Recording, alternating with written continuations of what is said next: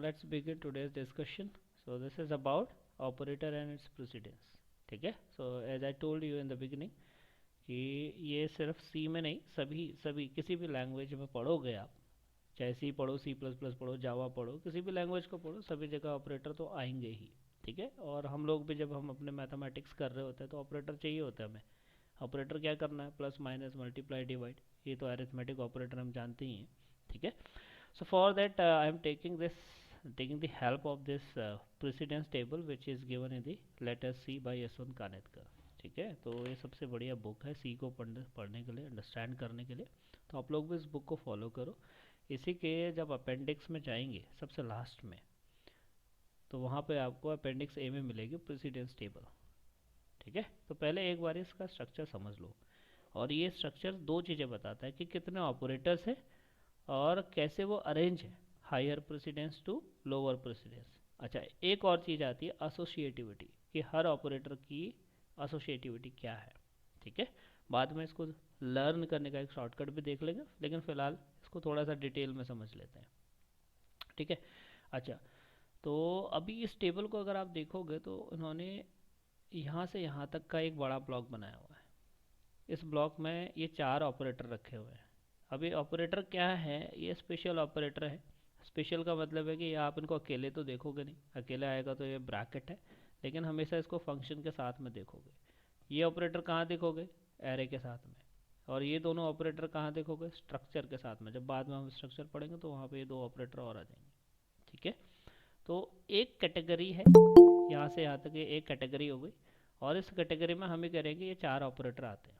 तो इसी तरीके से आपने इसको याद रखना है कि कितनी कैटेगरी है और कितने ऑपरेटर इसमें आ रहे हैं. ठीक है. अच्छा, अब देखो दूसरी कैटेगरी है, यहाँ से यहाँ तक के ऑपरेटर हैं. इन सारी कैटेगरी में अगर आप देखोगे तो अलग अलग दिख रहे हैं आपको. ये यूनरी माइनस है, इसको आप जानते ही हो. ये क्या है? इंक्रीमेंट है. ये क्या है? डिक्रीमेंट है.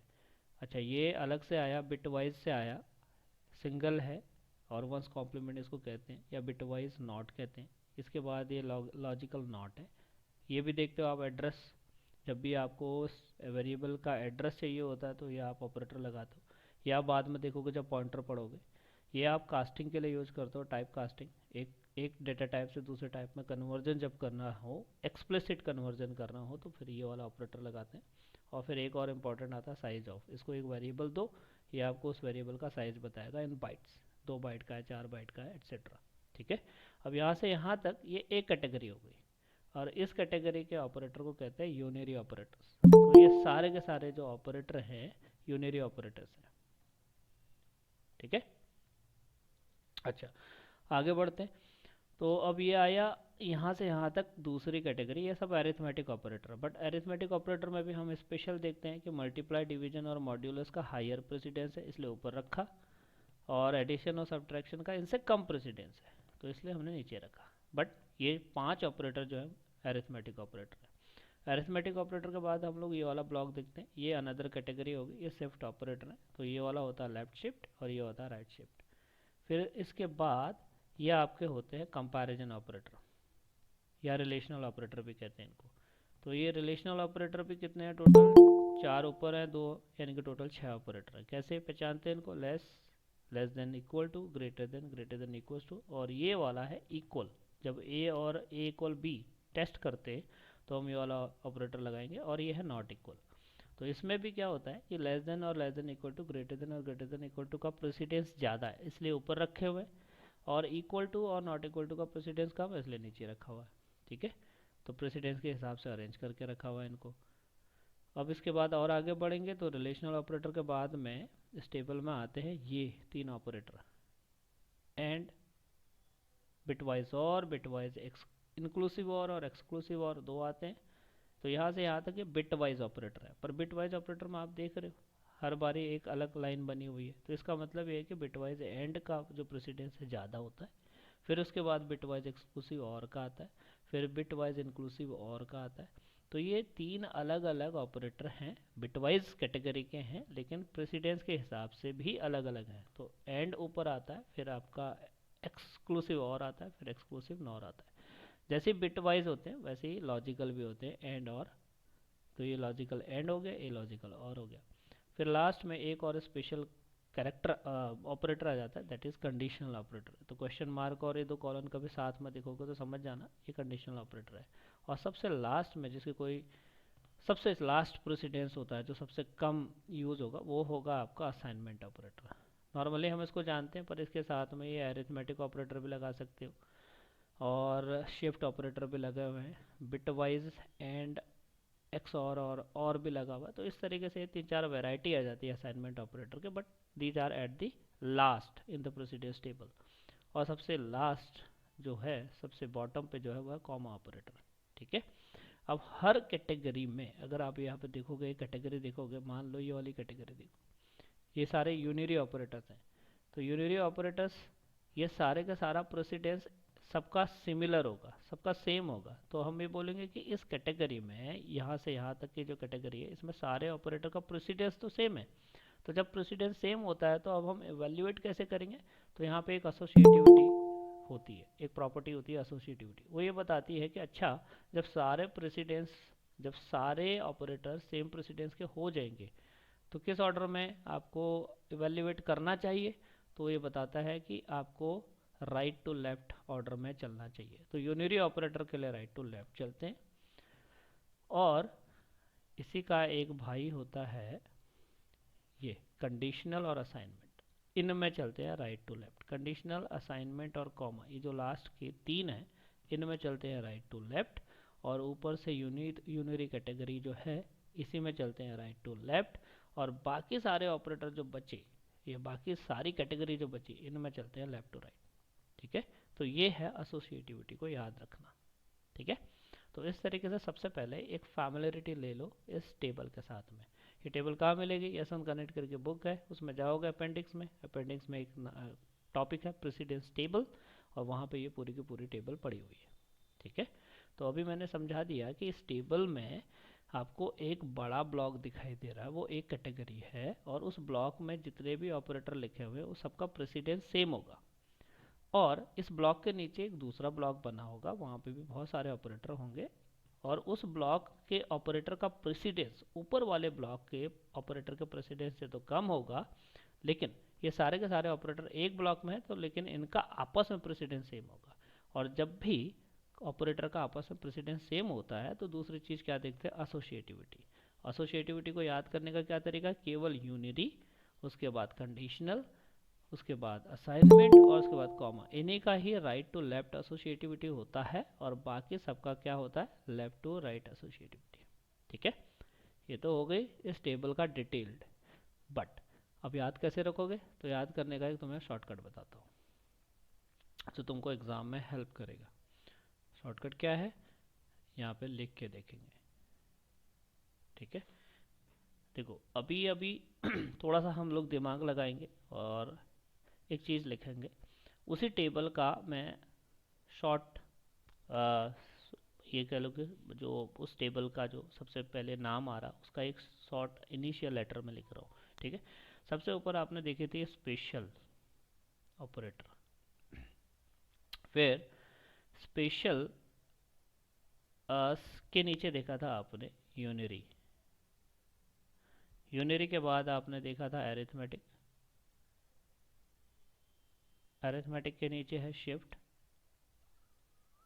शिफ्ट के नीचे देखा था रिलेशनल,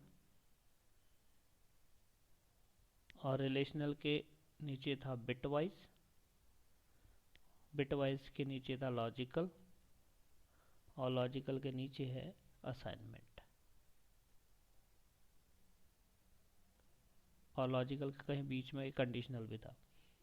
ठीक है। तो कंडीशनल को भी फिलहाल हम लोग इससे बाहर रख रहे हैं। तो फिलहाल हमने ये एक सिंपल सा इनिशियल बना दिया। तो उनको याद कैसे करने का है? SUASRBL और A। ठीक है। इन सारे वर्ड्स को थोड़ा सा अगर एक सीक्वेंस में लाने की कोशिश करोगे तो एक वर्ड बन जाएगा। ये क्या है वर्ड? कोई पढ़ के बताएगा?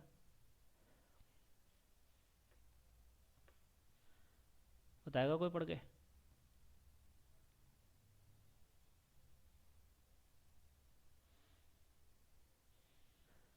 सभी लोग प्रेजेंट हो ना?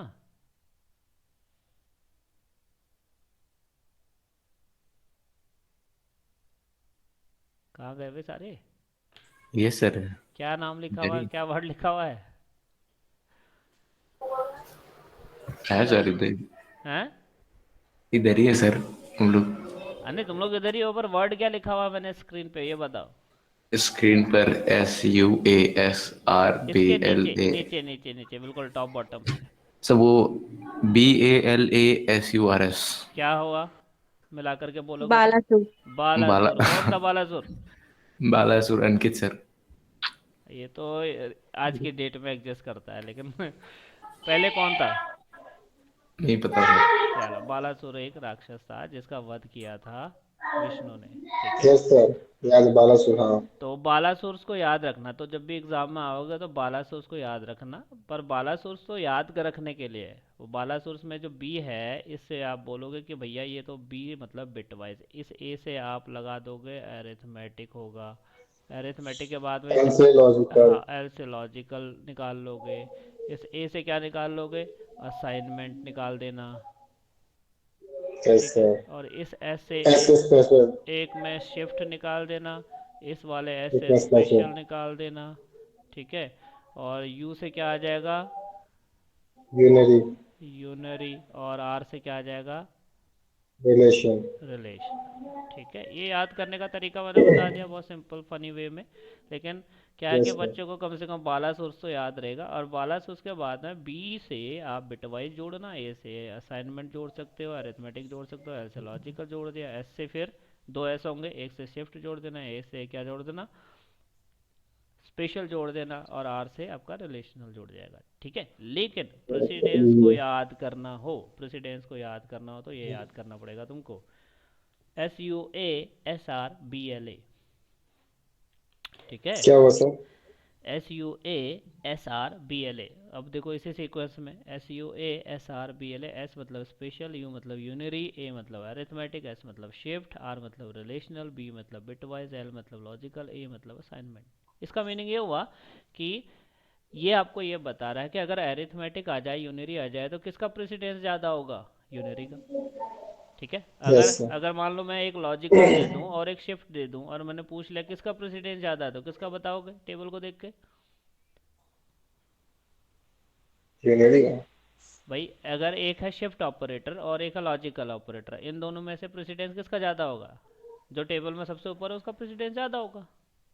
Yes sir sir. कौन है? शिफ्ट का सर। कौन है? शिफ्ट है, तो शिफ्ट हमेशा क्या होगा? Yes sir. ज़्यादा प्रेसिडेंस आगे होगा। होगा। ठीक है। ठीक। Yes sir. तो याद रखने के लिए सारे ऑपरेटर को शॉर्टकट है बालासुर्स, लेकिन प्रेसिडेंस को याद रखने का आपको ये टेबल, ये जो एरो बना के चलना पड़ेगा, और इनिशियल से याद करना आसान होता है, एस मतलब स्पेशल है, तो इसको भी याद रख सकते हो, सुआ SRBLA। तो सुआ S okay R sir. B L A सुअर।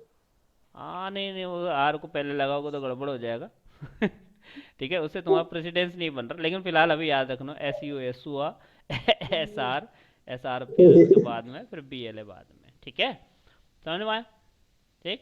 यस सर, आ गया। तो ये बहुत सिंपल तरीका मैंने बता दिया फनी वे में कि किस तरीके से आप याद रख सकते हो चीज़ों को। ठीक है। अच्छा, अब मैं इसको थोड़ा सा और डिटेल में लिख रहा हूँ, तो मैंने लिखा SUA, फिर SR, फिर BLA। ऐसे ही आप लोग भी याद कर सकते हो। एस का मतलब क्या हो गया?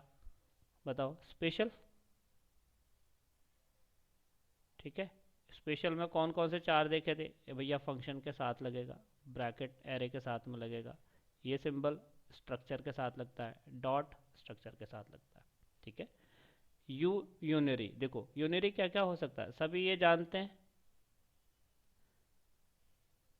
ठीक है। इंक्रीमेंट है, सभी ये जानते हैं। डिक्रीमेंट है, यूनरी माइनस हो सकता है, यूनरी प्लस हो सकता है। ठीक है। और अगर उस टेबल को डिटेल में देखोगे तो, और अकेले यूनरी का क्या मतलब होता है? जो एक ऑपरेंड में लगता है। तो एक ऑपरेंड में लगने वाला ये भी है एम्परसेंड, एक ऑपरेंड में लगने वाला ये भी है स्टार। और कौन कौन सा लगता है? जो सिंगल ऑपरेंड पे लगता है।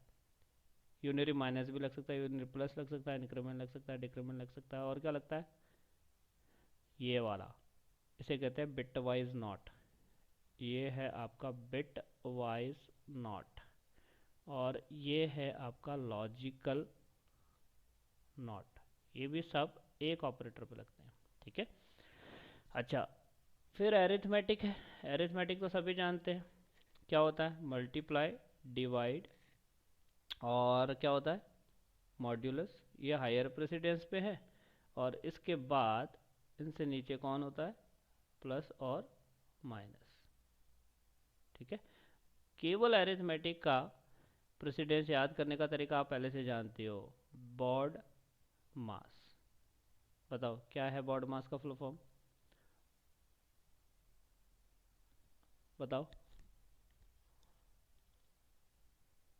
बताएं भाई सब। ब्रैकेट, हाँ, bracket of division, multiplication, addition, subtraction. Subtraction. ठीक है, ये वाला जो शॉर्टकट है ये सिर्फ और सिर्फ अरिथमेटिक के लिए काम करता था, यानी कि जब हम लोग अपना अरिथमेटिक करते तो हमें बॉड मास याद रखना होता है, लेकिन जब कंप्यूटर अरिथमेटिक करता है तो हमें इतनी बड़ी टेबल याद रखनी होती है, SUA, SR, फिर BLA। ठीक है, तो केवल बॉड मास की बात जब आएगी, जब केवल अरिथमेटिक आ रहा होगा, तब आप बॉड मास की बात कर सकते हो। ठीक है, अच्छा, फिर ये है शिफ्ट। शिफ्ट दो ही होते हैं, लेफ्ट शिफ्ट और राइट शिफ्ट। ये है रिलेशनल। रिलेशनल में भी मैंने बताया कि लेस देन और less than equal to, greater than और ग्रेटर देन इक्वल टू, ये थोड़ा सा बड़े भाई हैं। उसके बाद ये है इक्वल, और ये है नॉट इक्वल, ये थोड़ा छोटे भाई हैं। ठीक है, अच्छा, बिट वाइज में अब नॉट तो ऊपर आ गया सबसे ऊपर, अब बचता है बिट वाइज में एंड, और के दो वेरिएशन बनते हैं, ये होता है एक्सक्लूसिव और ये होता है इंक्लूसिव और। ठीक है, लॉजिकल में भी दो भाई बचते हैं, एंड और। अच्छा, अब यहाँ पे देख के बताओ, बिट वाइज और लॉजिकल में प्रॉब्लम तो नहीं होगी। सिंगल सिंगल आ रहे हैं तो वो क्या है, बिट वाइज। डबल डबल आ गए तो वो क्या है, लॉजिकल। ठीक है, बिट वाइज का मतलब है ये बिट में काम करेगा, 1 0 1 0 1 0 के साथ काम करेगा। लॉजिकल का मतलब है इसको सिर्फ पता है ट्रू और फॉल्स, ये दो चीज़ें जानता है, इसके लेफ्ट साइड पे ट्रू है, राइट साइड पे फॉल्स है, तो ये आपको बताने वाला है फॉल्स।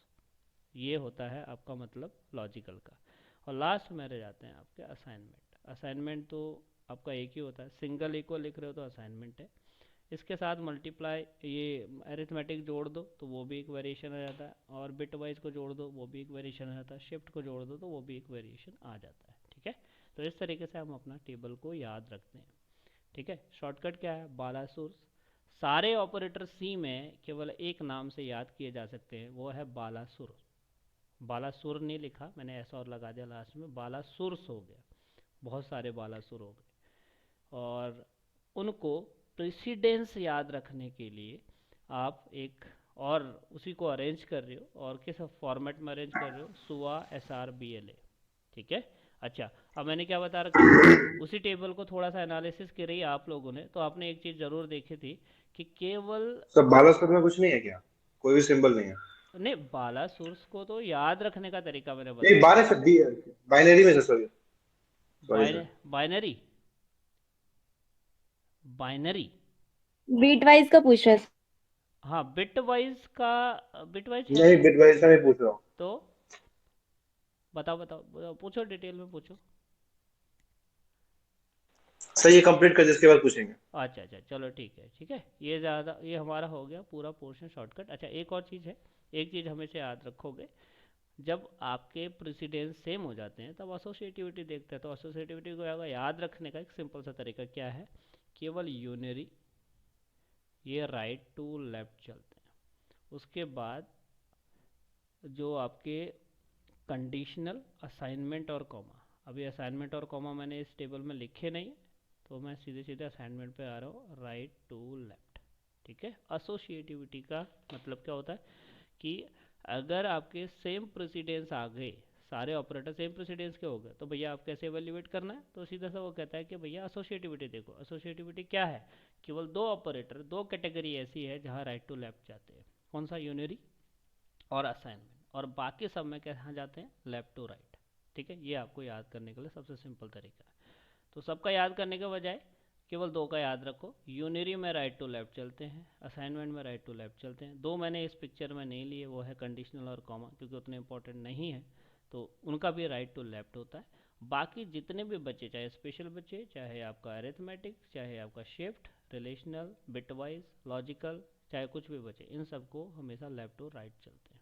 ठीक है, अब इस चीज़ का मतलब क्या है इस चीज़ का मतलब क्या है वो आपको एक क्वेश्चन से समझ में आने वाला है। ठीक है, तो एक छोटा सा क्वेश्चन उठा लेते हैं जो आपसे हमेशा हर एग्ज़ाम में पूछा जाएगा। ठीक है, जितने भी कॉम्पिटिटिव एग्ज़ाम आप दोगे तो सब में पूछा जाता है, ये बड़ा कॉमन सा क्वेश्चन होता है, अंडरस्टैंडिंग के लिए होता है कि मान लो आपको ये एक्सप्रेशन दे दिया और आपसे पूछ लिया कि क्या वैल्यू आएगी ए बी सी में अगर ये एक्सप्रेशन एवेल्यूएट होता है तो। ठीक है, तो आप इसको करने का तरीका क्या लगाते हो, मान लो मैं इसको यहाँ पे ले जाके एक नई इसमें पेस्ट कर देता हूँ।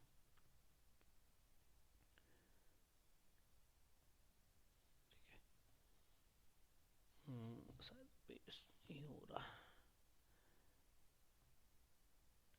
चलो मैं यहाँ से स्निपिंग टूल्स ले लेता है।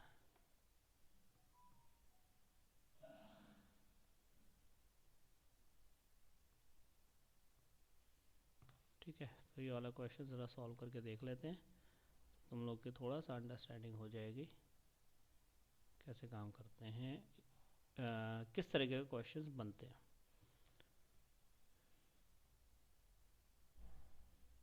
ठीक है, तो देखो पहला वाला क्वेश्चन है, अब पहला वाला क्वेश्चन में पूछ लिया कि आपको ये दिया हुआ है, आप ये बताओ कि ये जब पूरा एक्सप्रेशन बनेगा तो डी में क्या वैल्यू आएगा, ए में क्या वैल्यू आएगा, बी में क्या होगा और सी में क्या होगा। ठीक है, तो फिलहाल हम इस क्वेश्चन को ऐसे मान के चलते हैं कि हमको एक चीज़ ए दिया है उसमें है 23 और एक दिया हुआ है बी उसमें है 20 और एक दिया हुआ है सी इसमें है मान लो 19। नीचे एक्सप्रेशन हो गया डी प्लस प्लस ए माइनस फिर ब्रैकेट लग गया फिर माइनस बी प्लस प्लस और फिर मल्टीप्लाई दे दिया फिर प्लस प्लस सी दे दिया। ठीक है, अच्छा अब आपने इसको एवेल्यूएट करना है और एवेल्यूएट करने के लिए प्रेसिडेंस टेबल याद होने चाहिए। तो प्रेसिडेंस टेबल आपको सबको याद होने का तरीका क्या है, S U A Sua, S are फिर बी एल ए। ठीक है, एस मतलब स्पेशल, यू यूनरी है, ए अरिथमेटिक है, एस शिफ्ट है, फिर ये क्या है आर रिलेशनल है, फिर बी है बिट वाइज और फिर एल है लॉजिकल और फिर ए है असाइनमेंट। ठीक है, अच्छा इस टेबल को ध्यान में देखो, स्टार्टिंग से टॉप टू बॉटम चल रहे हैं, तो ये हमारा क्या है असाइनमेंट का लेवल है। ठीक है, एक मिनट में थोड़ा सा वो करो, तो आप लोग थोड़ा सा इसको एवेल्यूएट करो क्या है इसका वैल्यू आने वाला है।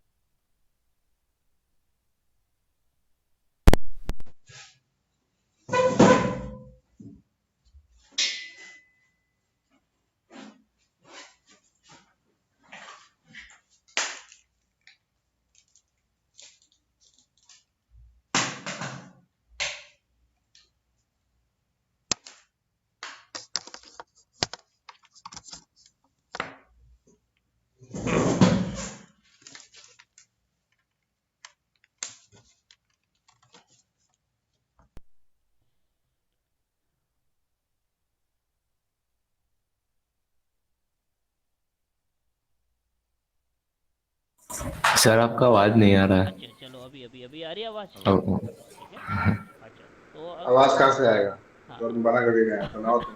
हाँ चलो ठीक है, इधर देखो ध्यान से। तो अभी क्या है कि अभी ये सिंपली ये बोलने वाला है कि हाँ ठीक है, हमें सबसे पहले इसमें ऑपरेटर ढूंढने हैं जो ऑपरेटर हाई प्रेसिडेंस की, पर कभी भी जब ब्रैकेट आ जाए तो ब्रैकेट को सबसे पहले करना होता है। तो अभी तो पहली बारी में जब आप इसको स्कैन करोगे तो आपको एक ब्रैकेट नज़र आ जाएगा, आप बोलोगे कि भैया इस ब्रैकेट के अंदर चलते हैं, पहले इसको सॉल्व कर लेते हैं। तो आपका ये plus plus a as it is रह जाएगा, इसमें कोई दिक्कत नहीं आएगी। ब्रैकेट के अंदर कर रहे हैं तो बी और बी के बाद लगा हुआ है प्लस प्लस।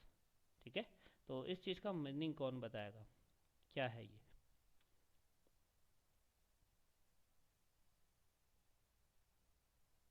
बताओ।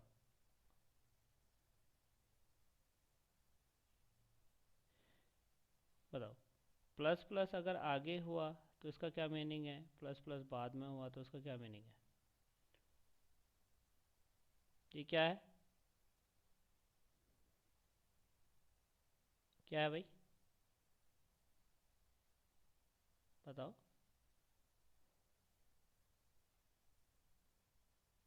चलो कोई आवाज़ नहीं आ रही है, इसका मतलब सर पोस्ट एंड प्री है सर। वो तो मैंने लिख दिया, ठीक है। तो प्री एंड पोस्ट है, प्री एंड पोस्ट का मीनिंग समझ लो। प्री का मतलब ये होता है, वो ये कहता है, हाँ पहले इंक्रीज करेगा। हाँ कि जो भी बी की वैल्यू है पहले इंक्रीज कर दो और फिर यूज़ करो। और पोस्ट का क्या मतलब होता है, बाकी प्लीज़ म्यूट करें अपने आप को। और पोस्ट का मतलब है कि जो वैल्यू है अभी बी की वो पहले यूज़ कर लो और फिर उसके बाद इंक्रीमेंट कर देना। तो अभी ये इसका सीधा सा मतलब ये समझिएगा कि जो भी बी की करंट वैल्यू है दैट इज़ 20, इसका यूज़ कर लो भाई, और फिर उसको फिर बाद में जा कर के अपडेट कर देना। अब ये 20 बाद में जा कर के अपडेट हो जाएगा और यहाँ पे ये हो जाएगा 21। ठीक है, तो ये 20 हट जाएगा, मैं यहाँ पे काट करके लिख देता हूँ, अब ये हो जाएगा 21। ठीक है, ये इसका मीनिंग हुआ। मल्टीप्लाई एज इट इज़ है, प्लस प्लस सी अपनी जगह पे है।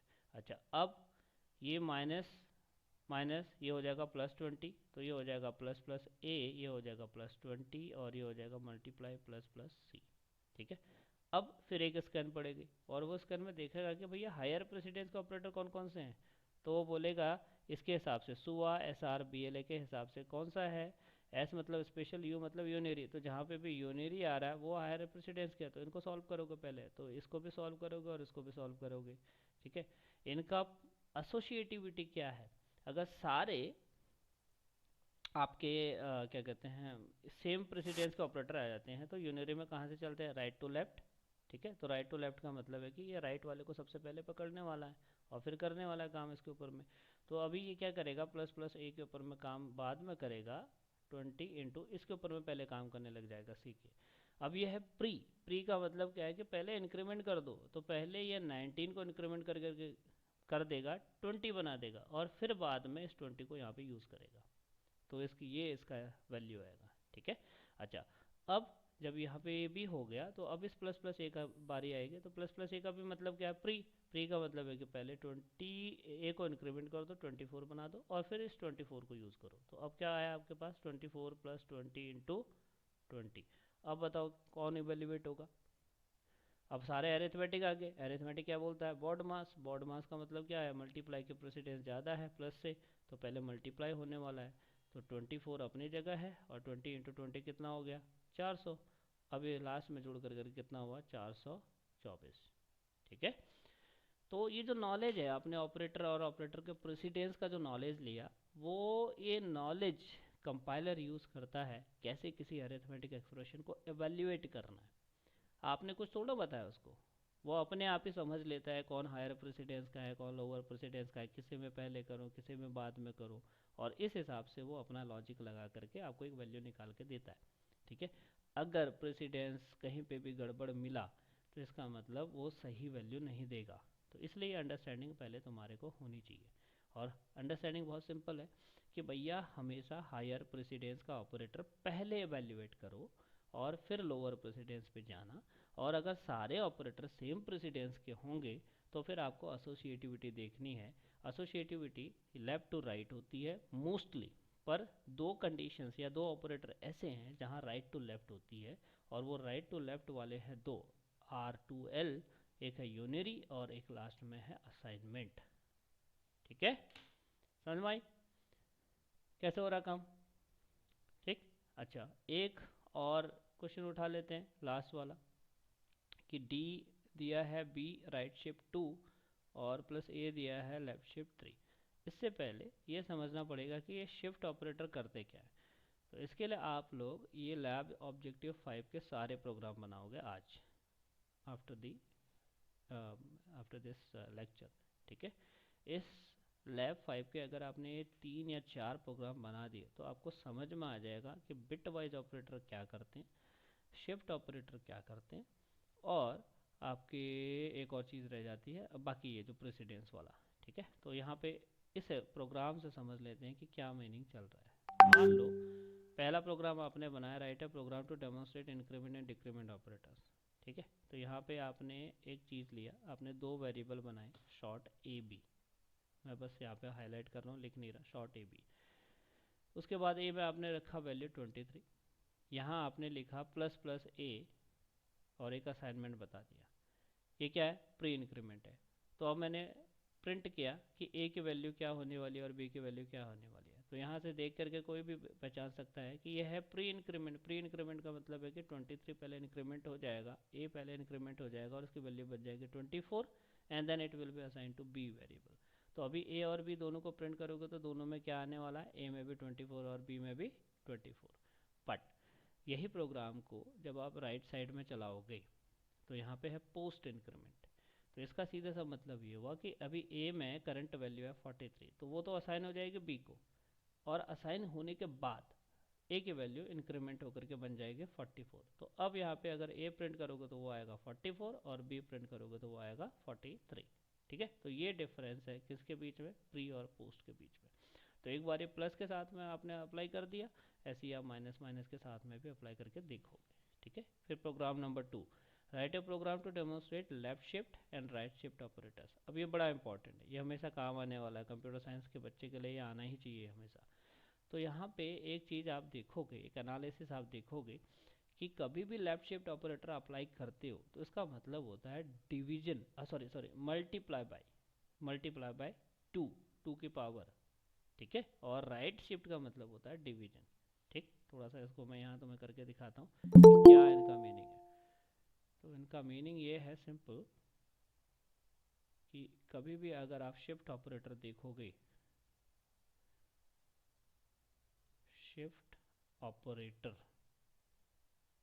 तो यहाँ पे है लेफ्ट शिफ्ट, ये हो गया लेफ्ट शिफ्ट, और ये हो गया आपका राइट शिफ्ट।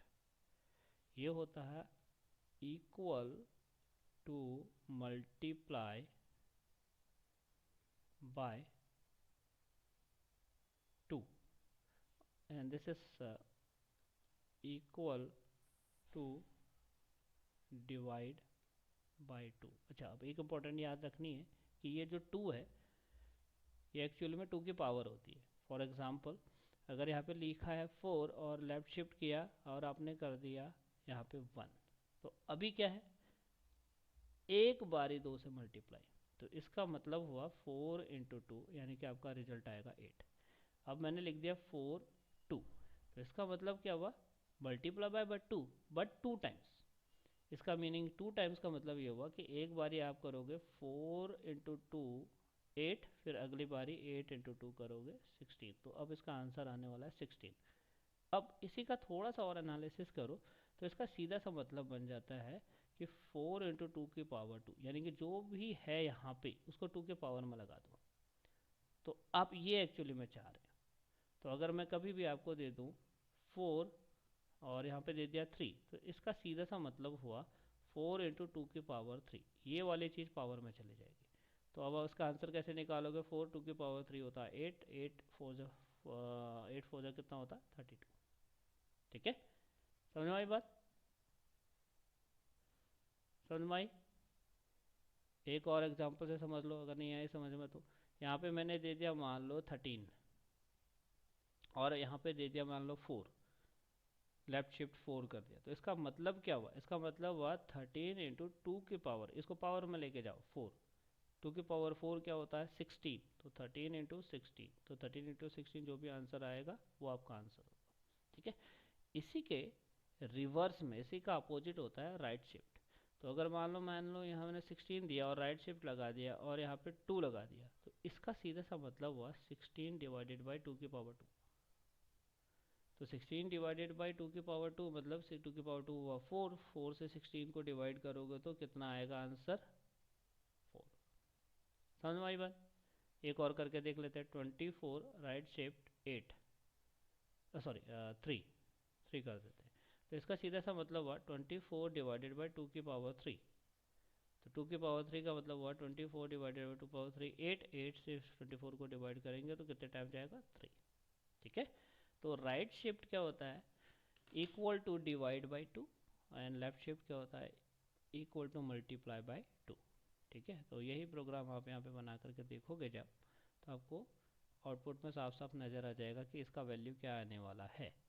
ठीक है, ठीक, अच्छा अब एक आते हैं बिट वाइज ऑपरेटर। देखो बिट वाइज ऑपरेटर का अभी यूज़ आपको एकदम से समझ में नहीं आएगा, बाद में कभी सीओ पढ़ोगे सेकेंड सेमेस्टर ऑनवर्ड्स, तो वहाँ पे समझ में आएगा कि बिटवाइज ऑपरेटर बहुत इंपॉर्टेंट रोल प्ले करते हैं। तो अभी तो फ़िलहाल सिंपली ये समझ लो कि बिटवाइज ऑपरेटर क्या कर रहे हैं, वो आपको 4 एंड 3 करना था, तो वो क्या करेगा, 4 को बाइनरी में लेके जाएगा, बाइनरी में बनेगा 1 0 0, और एंड ऑपरेटर, और 3 को भी बाइनरी में लेके जाएगा, 3 बाइनरी में बनाएगा 0 0 1। अब इनका एंड यानी कि बिट वाइज प्रोडक्ट करने वाला है, मल्टीप्लाई करने वाला है। एंड का मतलब क्या होता है, 1 इंटू 0 या 1 0, तो 1 0 हो जाएगा 0, 1 0 हो जाएगा 0, और 1 0 हो जाएगा 0, तो आपका रिजल्ट आने वाला है 0 0। ठीक है, अब इसको वापस से डेसिमल में जब कन्वर्ट करोगे तो ये बन जाएगा 0। तो अब आप जब भी लगाओगे, तो अगर आपने ये एक्सप्रेशन दिया है 4 एंड 3, तो आपका आंसर आने वाला है 0। बट आया कैसे, 4 को लेके गया बाइनरी में, 3 को लेके गया बाइनरी में, फिर इन दोनों के ऊपर में बिट वाइज एक एक बिट को पकड़ करके एंड ऑपरेशन अप्लाई किया। एंड ऑपरेशन अप्लाई करने के बाद में फाइनल रिजल्ट बना 0 0 0, और उस 0 को वापस से डेसिमल में कन्वर्ट करा तो वो बन गया 0। ठीक है, एक और एग्जांपल से समझ लो अगर नहीं आया तो। मान लो मैंने आपको दे दिया यहाँ पे 8 एंड, और यहाँ पे दे दिया मान लो 9, क्या वैल्यू आएगी यहाँ पे पूछ लिया। तो इसका वैल्यू निकालने का तरीका क्या है, 8 का बाइनरी बनाओ 1 0 0 0, 9 का बाइनरी बनाओ 1 0 0 1। अब क्या करोगे, एंड, एंड का मतलब है मल्टीप्लाई, तो 1 0 0 0 0 0 0 0 0 और 1 1 1। तो अब ये क्या बना आंसर, 1 0 0 0। अब अगर इसको थोड़ा सा डेसिमल में वापस कन्वर्ट करोगे तो क्या बन जाएगा, 8 बन जाएगा। ठीक है, तो अब यहाँ पे आंसर क्या आने वाला है, 8। ठीक है, तो ये होता है एंड। ऐसे ही और ऑपरेशन अगर आपने अप्लाई किया, मान लो 4 और 3, और आप जानना चाहते हो क्या वैल्यू है, तो 4 का बाइनरी बनाएगा 1 0 0, 3 का बाइनरी बनाएगा 0 1 1। इन दोनों के बीच में और ऑपरेशन अप्लाई करेगा। और का मतलब क्या होता है, प्लस, तो 1 0 1 1 0 1 1 0 1, तो ये क्या बना 1 1 1 7। तो यहाँ पे आपको क्या बताने वाला है, ये 7 बताने वाला है। ठीक है, तो ये होते हैं आपके बिट वाइज ऑपरेटर। तो बिट वाइज का कोई अपना अभी फ़िलहाल कोई रेलिवेंस नहीं है। अभी अगर आप नॉर्मली 2 नंबर पे बिट वाइज करोगे तो आपका कुछ अनएक्सपेक्टेड रिजल्ट आएगा। बट वो रिजल्ट कैसे आ रहा है कि बाइनरी में कन्वर्ट हो रही है चीज़ें, बाइनरी में ऑपरेशन सप्लाई हो रहा है, और फिर वापस से जो बाइनरी रिजल्ट बना उसको वापस से डेसिमल में कन्वर्ट करके दिखाया जा रहा है। तो दैट्स द ओनली केस। तो you are getting some value after applying that particular bitwise operator. ठीक है, तो ऐसा कुछ आप देख पाओगे। ठीक है, तो ये वाला केस है बिटवाइज ऑपरेटर का। अच्छा, लास्ट जो एक्सप्रेशन था, अगर इसमें लास्ट वाला प्रोग्राम को आप ट्राई करोगे तो लास्ट वाला प्रोग्राम है ये वाला,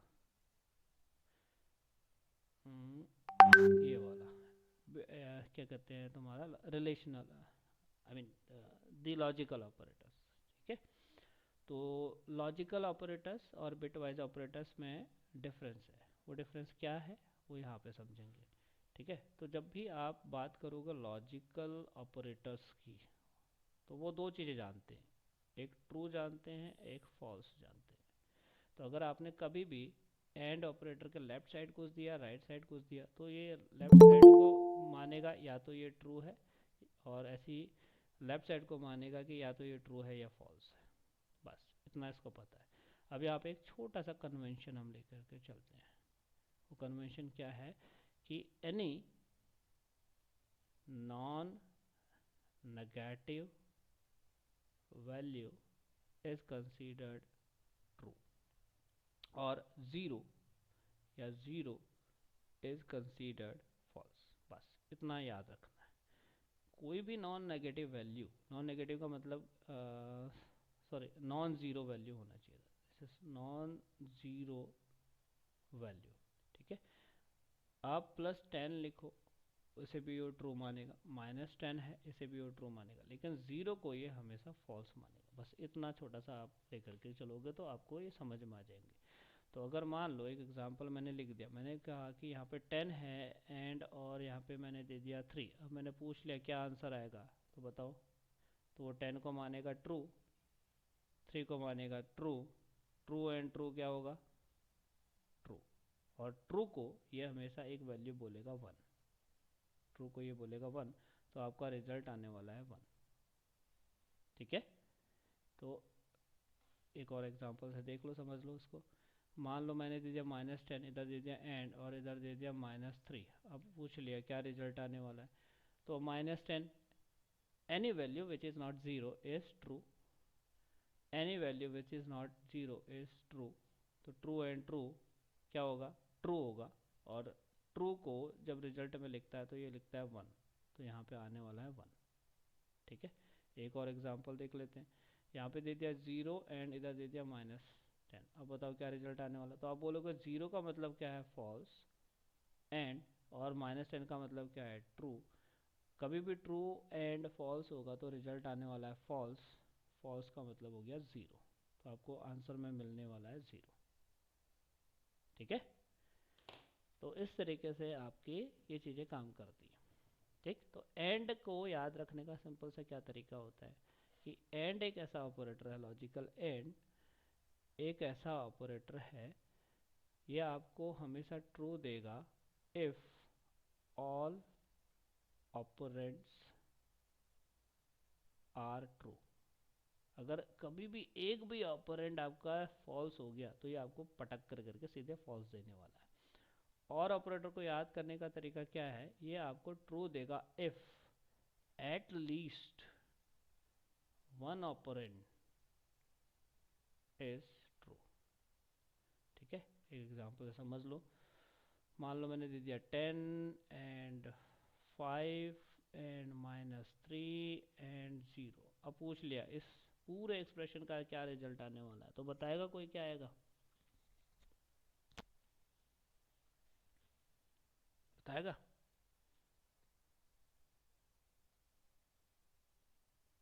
कहाँ गए सारे,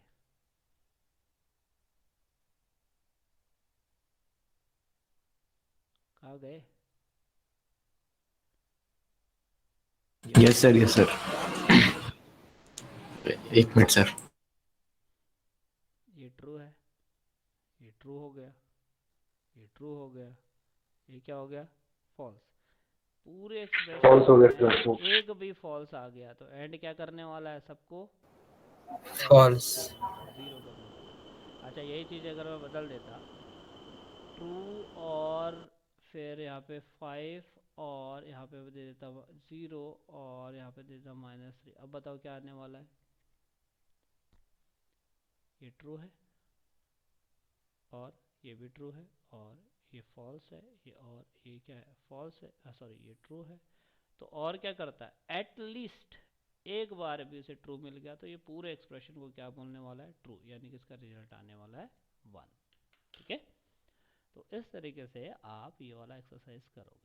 ठीक है। तो अगर आपने ऑपरेटर का प्रेसिडेंस की टेबल याद रख ली, उसके बाद आप समझ लिए कि ये सारे प्रोग्राम्स के आउटपुट कैसे आ रहे हैं, एक एक बारी चला करके देख लिए, और ये वाला जो टेबल जो हम लोगों ने डिस्कस किया है यशवंत कानेटकर के बुक से, ये है डिटेल्ड समझने के लिए, बट इसका शॉर्टकट जो अभी अभी हमने बनाया ये वाला बिल्कुल पहली वाली स्लाइड में, अगर ये याद कर लिया आपने तो फिर आप गलतियां नहीं करोगे। SUASRBLA, और इसका शॉर्टकट सारे ऑपरेटर्स को याद रखने का तरीका है बालासुर।